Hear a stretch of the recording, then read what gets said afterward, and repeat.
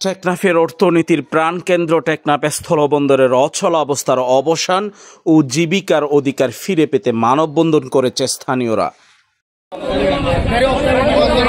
মঙ্গলবার ৭ অক্টোবর বিকাল ৩টায় টেকনাফ স্থলবন্দরের সামনে এ মানববন্ধন কর্মসূচি পালন করা হয়। এতে কর্মহীন হয়ে পড়া শত শত ব্যবসায়ী, শ্রমিক, পরিবহন চালক ও সাধারণ মানুষসহ স্থানীয় গণ্যমান্য ব্যক্তিরা অংশ নেয়।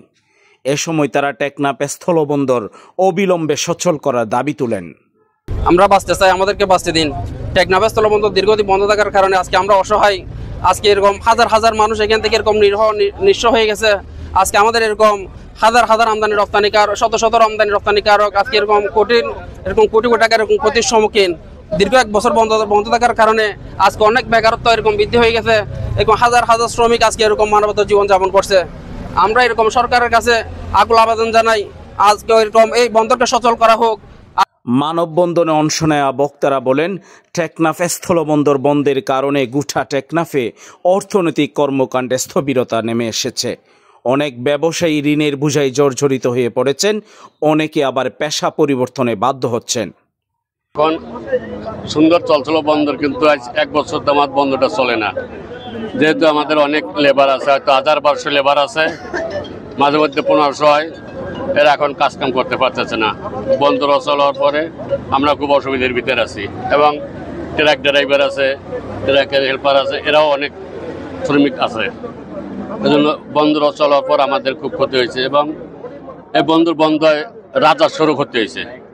তারপরে এই যে বন্দর আছে, কাস্টম আছে, তারপরে এরা সবাই এদের সাথে জড়িত। এদের দাবি এখন বন্দরটা সচল হইলে আমরা কাজকাম করে হয়তো চলতে পারবো। আমরা টেকনাফ উপজেলার মানুষ, প্রায় 2 লক্ষের উপরে টেকনাফ উপজেলার মধ্যে মানুষ আছে। আমরা কিভাবে খাবো?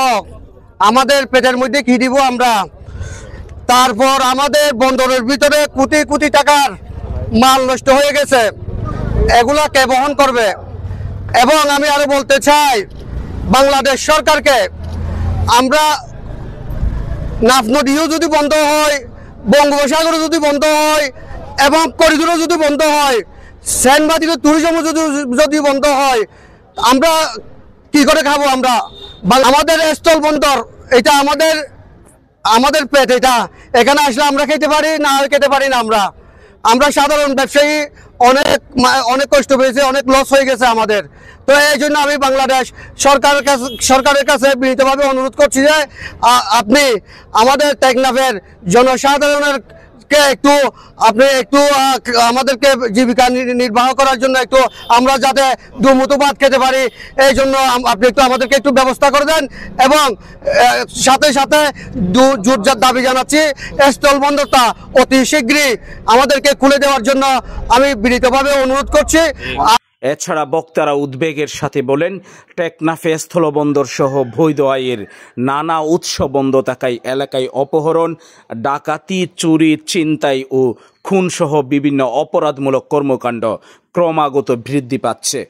এখান থেকে বন্ধ থাকার কারণে এরকম টেকনাফের মধ্যে বিভিন্ন ধরনের চোরা কারবারি, বিভিন্ন ধরনের অবৈধ কারবারি এরকম বেড়ে গেছে, যার কারণে এরকম আইন শৃঙ্খলার অবনতি হচ্ছে। সেজন্য আমাদের এরকম কিডন্যাপকারী এরকম বেড়ে গেছে।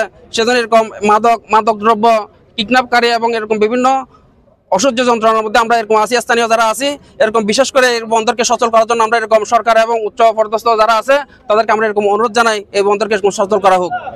তাই বক্তারা সরকারের প্রতি দ্রুত টেকনাফ স্থলবন্দর সচলের যাবতীয় পদক্ষেপ হাতে নেওয়ার আহ্বান জানিয়ে বলেন, টেকনাফের মানুষ কাজ চাই, জীবন চাই, সচল স্থলবন্দর চাই।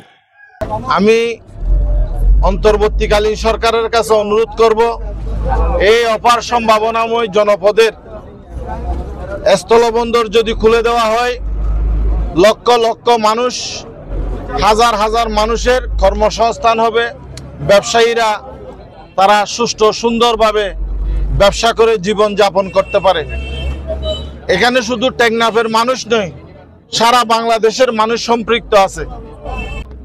এই জনপদের মানুষের পক্ষে আমিও একজন ব্যবসায়ী হিসেবে এই বন্দরের আমি উদাত্ত আহ্বান জানাবো যে দ্রুত এই বন্দরটা খুলে দেওয়ার জন্য।